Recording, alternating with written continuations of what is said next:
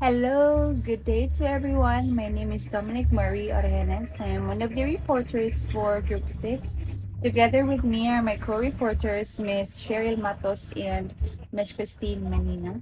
Other members of our group include Miss Sandy Membrevi, Miss Chloe Mukada, and Miss Jean Laika Nazareno. So, without further ado, let us now start to learn more about motor program theory. So, motor program theory is proposed by Richard Schmidt. He is a professor in the Department of Psychology in the School of UCLA, University of California, Los Angeles. So he believed that the movement patterns are retrieved from our brain, which then on adapted to our everyday tasks. So when we hear the word motor program, we may think that this these are the concrete actions. These are the set of concrete actions that we do. Well, that is not necessarily wrong, but in our topic for today, we focus on motor program being an internal process. It is an abstract representation of these set of actions, and these are stored in our memory for us to retrieve and adapt in our everyday tasks. So, as what I've said earlier, the motor program that we're tackling today is more on the internal processes. It's more on the abstract representation of these set of actions. So, it's quite easy to understand or to remember if you think of it as the word itself. Motor program. It is how your body programs the motor skills, the motor actions that we do for us to accomplish a certain task in our daily lives.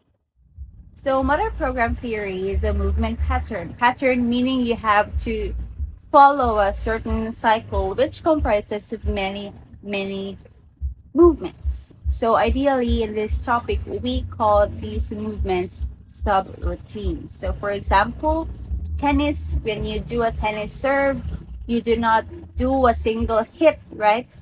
First, you toss the ball, and then you do the backswing of the racket, and then you hit, and then you jump, and then you hit, right? So it is a set of actions. It is a set of movements for you to accomplish the tennis serve. So these subroutines are what makes up the motor program. Hello everyone, I am here to report about the two types of motor control. First is the open loop theory. This theory states that when performing a movement skill, we receive no feedback until the skill has been completed, or that any feedback received cannot be used to modify the current skill. It would have to wait until the next time you perform the skill. So this is because the skills that apply to open loop theory are ballistic skills. There is not enough time to carry out a response to feedback before the skill is completed. So what is ballistic skills? An individual applies force to an object in order to project it. So common ballistic skills include throwing, kicking, and striking. So an example of open loop theory is throwing a dart at a dartboard. So the movement instructions are delivered and executed before there is time for feedback to allow for movement corrections. So the feedback is usually extrinsic and could be whether the skill was successful or not, or from the effects of your skill. So later on, we will learn about the different types of feedback. Next is closed loop theory. So the theory states that we receive feedback while performing the movement skill. This feedback can be acted upon whilst performing the skill to attempt to correct any errors that you may make. So if open loop theory is we receive no feedback until the skill is completed, in closed loop theory is we receive feedback whilst performing the skill. So an example of closed loop theory is driving a car. It uses continuous feedback to control the steering wheel and make adjustments. In the execution of the motor program that is retrieved from our memory, we cannot deny the fact that feedback always influences our performance. So, in our topic, we will also discuss the types of feedback that are very important in our execution and in our overall performance. So, the first type of feedback is the positive feedback. To define it very, very simply, positive feedback is the feedback that you get when you do a certain motor program correctly or accurately. So teachers and coaches do this for the athletes or the learners to motivate themselves and build up their confidence because they have executed a certain motor program accurately and correctly. So the next type of feedback is the negative feedback. So in contrast to the positive feedback, negative feedback is the feedback that you get when you do a certain motor program wrong. So this is how our teachers, our coaches correct our athletes and our learners for them to aim that proper execution and to really improve the quality of their performance. Extrinsic feedback comes from coaches, teammates, teachers, and other external sources. The learner may become dependent on external feedback, which stops the development of kinesthesis of the movement. It is received by the performer through visual and auditory systems. So extrinsic feedback or external feedback received after the movement is completed, and it comes from our coaches and other external sources. Next is intrinsic feedback. It is a form of sensory feedback about the physical feel of the movement. It comes from the proprioceptors and from the kinesthesis of the movement. Performers at the autonomous stage of learning can assess this form of feedback. Therefore, movements will be well-timed and fluent. So, intrinsic feedback or internal feedback received during and after the execution of a movement. It mentioned about autonomous stage.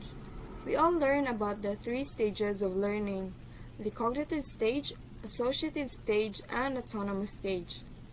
In autonomous stage, it is the final or last stage where the athlete or performer master the skills so they can assess this form of feedback because they know where their mistake and they can control their movements to correct their mistake.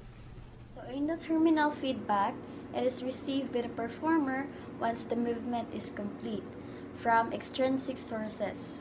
So feedback given immediately is beneficial because the skill is still fresh from the learner's minds and it addresses the situation immediately. So just like for example, in a dance practice. So ang teacher nagtanaw sa iyong students while practicing a particular dance. So tagaan niya feedback iyong students nga sakto ang ilahang pagka-execute sa particular steps sa dance niya. It is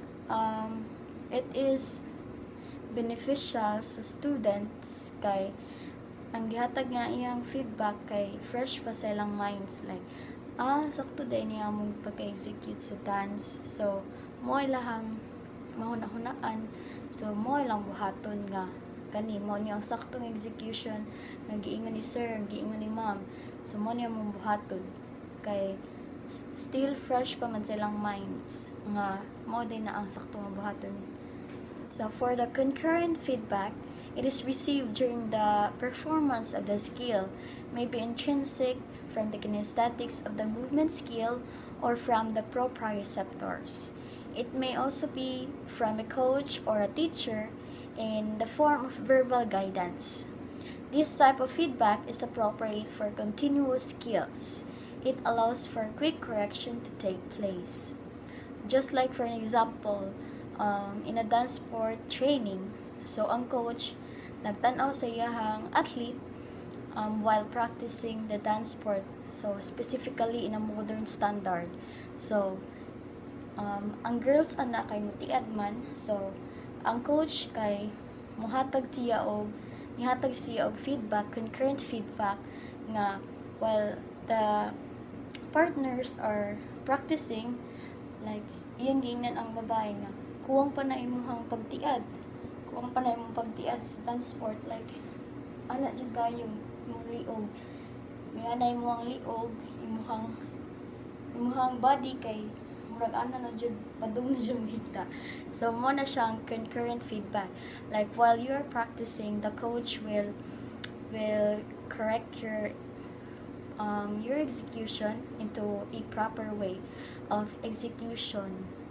I mean, in a proper way of executing a particular steps in modern standard in dance sport. So, mo na siya kanang while you are doing the performance, or I mean, while you are doing the practice, the training in modern standard, giingnan ka sa imong coach, gitagaan ka og concurrent feedback nga dapat imo jud na itiad imong lawas, especially sa girls, nga itiad jud ang lawas imong arms kay saka dili ana jud dapat. So ana dapat imong body. So mo na siya sa concurrent feedback. In the knowledge of performance, the feedback that concerns the quality of the movement may be internal, as it can arise from kinesthetic awareness, only used to good effect by the expert performer or people in the autonomous phase. So, kani siya, for example, gitagaan ka sa imong teacher or sa imong coach o feedback nga makamotivate sa imuha, like nindot kayo yung performance because of the teamwork, nindot kayo yung performance kay na ang effort ng teamwork, ang sa props, sa inyong pagdala sa sayaw, as in naatanan sa inyong performance. So nindot siya. So mo na siya as a knowledge of performance. The knowledge of results, it is the feedback about the outcome of the performance and is extrinsic. It is given by teachers or coaches who actually saw the results of the skill. It can be both positive and negative and is seen as an important part of improving a particular phase of a performance so that the latter stages can be improved upon after. So just like for an example sa basketball game. So after the game, giasa coach yung athlete nganong wala to na shoot ang bola sa ring. And after that, niingon na pud ang coach nga pero don't worry, okay ra na siya and better luck next time na lang, and mag-train lang jud tag harder and saon jud nga ma-shoot na jud next time, ma-shoot na jud ang bola sa ring so that makadaog ta sa game sunod. So mo na siya as a knowledge of results. The coach will give a negative and a positive feedback so that next time sa game,